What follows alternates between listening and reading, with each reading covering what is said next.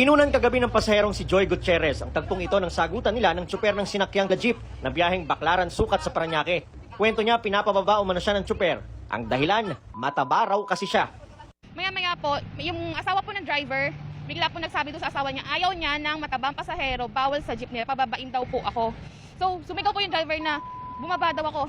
Bumaba daw po ako, mapa-flat daw po yung gulong nila, bago lang daw po yung jeep nila, 2 weeks lang daw po sa kanila. Noong una ay hindi raw ito pinansin ni Joy. Pinagtanggol pa nga raw siya ng ibang pasahero. Hindi po ako bumaba kasi pinagtatanggol na din po ako ng mga pasahero po nakasama ko po eh.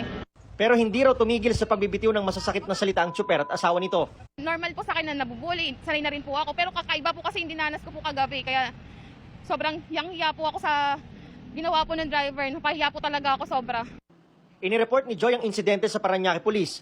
Sa kasagsagan naman ng panayam kay Joy, biglang dumaan ang inirereklamong jeep. Sinusubukan pa naming makuha ang panig ng driver. Ayon sa LTFRB, bawal mamili ng pasahero ang mga tsuper ng mga pampublikong transportasyon.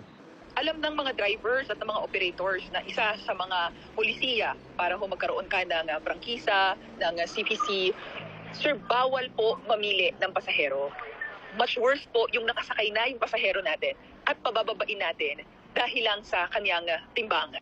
Bawal din daw singilin ng doble ang isang pasahero ng dahil lang sa laki o timbang nito. Kung ano po ang binabayaran ng pasahero ay para po sa sarili niya, hindi po dahil 3 beses siyang mas malaki sa normal na individual o 2 beses siyang mas malaki sa normal na individual. Wala pong ganon. Bukas daw ang LTFRB sa mga ganitong reklamo.